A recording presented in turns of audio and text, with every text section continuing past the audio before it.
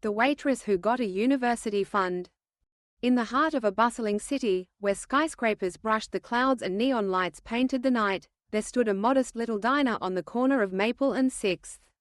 It wasn't the kind of place that made headlines or appeared on trendy food blogs. Its vinyl boots were worn, its checkered floor faded from years of footsteps, and its pie display case was always half full. Yet, to those who came in, it was a haven, a place where the coffee was always hot and the smiles were always genuine. Every morning, before the sun crested the horizon, Anna arrived at the diner. She was 22, with a kind face and eyes that sparkled with dreams she kept tucked safely away. Her uniform was always pressed, and her hair neatly pulled back. Anna moved with a gentle grace, balancing plates and pouring coffee, greeting regulars by name, and always asking how they were, really. She listened, remembered birthdays, and slipped extra cookies to tired nurses who came in after their shifts. But behind Anna's warm smile was a quiet struggle. Her mother had fallen ill 2 years before, and Anna had taken on 2 jobs to keep the bills paid and food on the table. Her own dreams, of university, of studying literature, of someday writing a book, were folded away in the battered notebook she carried in her apron pocket. Sometimes, late at night, she would scribble down stories and poems, her words a secret world she could visit when the day's work was done. The diner attracted all kinds of people. There were the construction workers who came in for breakfast at dawn, the elderly couple who split a slice of apple pie every Thursday, and the business people who rushed in for coffee to go. But one regular stood out. He was an older man, always alone, always with a thick book in hand. He sat in the corner booth by the window and ordered the same thing every time: black coffee, rye toast, and 2 eggs, sunny side up. He was polite but quiet, his eyes hidden behind thick glasses. Anna noticed him early on. She saw how he lingered over his books, how he sometimes stared out the window, lost in thought. She wondered about him, inventing stories in her mind. Maybe he was a retired professor, or a writer seeking inspiration. Anna made a point of refilling his coffee before he could ask, and after a while, she started leaving a slip of paper with a quote or a line from a poem tucked under his cup. Sometimes, he would smile faintly, nodding his thanks, but he never said much. One rainy afternoon, the diner was quiet. Anna found herself with a rare moment to breathe. She slid into the booth across from the old man, her notebook in hand. "Would you mind if I asked what you're reading?" she ventured, her voice soft.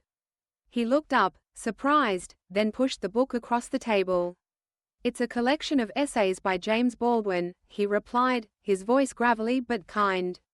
Anna's eyes lit up. "I love Baldwin," she said. "He writes about hope and struggle in a way that feels so real."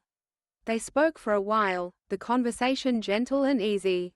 Anna shared her dreams of university, of writing, of one day seeing her words in print. She didn't expect anything. She just wanted to talk, to connect. The old man listened, truly listened, and when Anna returned to her work, he watched her go with a thoughtful expression. Days passed, and their conversations grew. The old man began to leave notes for Anna, poems scribbled on napkins, book recommendations, and sometimes just a simple, "keep writing." Anna cherished these exchanges, feeling seen and encouraged. One evening, as Anna cleared his table, the old man paused.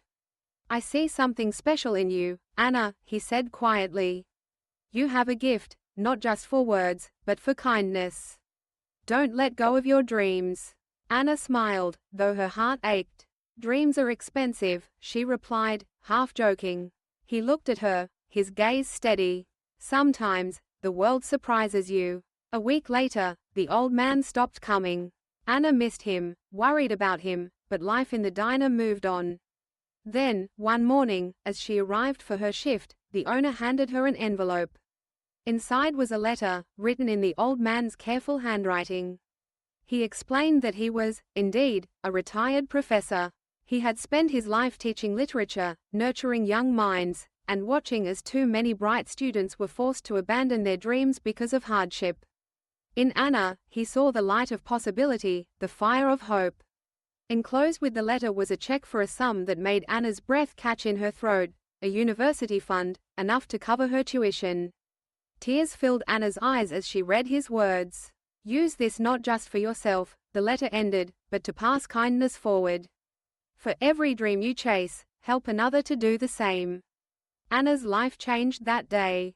She enrolled in university, studying literature just as she had always dreamed. The work was hard, and the days were long, but Anna never forgot the lesson she had learned in that humble diner. She volunteered at writing workshops for local kids, sharing her story and encouraging them to believe in the impossible. She visited her mother every weekend, reading her new stories aloud, the sound of her mother's laughter filling their small apartment. Years later, Anna became a published author. Her first book was a collection of stories about ordinary people doing extraordinary things, stories inspired by the diner, by the people she met, and by the kindness of a stranger who believed in her when she needed it most. She dedicated it to the professor in the corner booth, and to all who choose hope over despair. Anna's journey was not easy, nor was it filled with grand gestures or dramatic moments. It was a story of quiet resilience, of kindness passed from one heart to another. In the end, the greatest lesson she learned was this: sometimes, a simple act of faith can change a life. And sometimes, the dreams we dare to chase lead us back to the places, and the people, who believed in us first. So in a city that never slept, in a diner that never closed, Anna's story became a whisper of hope. It reminded everyone who heard it that no one is truly alone, and that even the smallest kindness can spark a future brighter than anyone could imagine.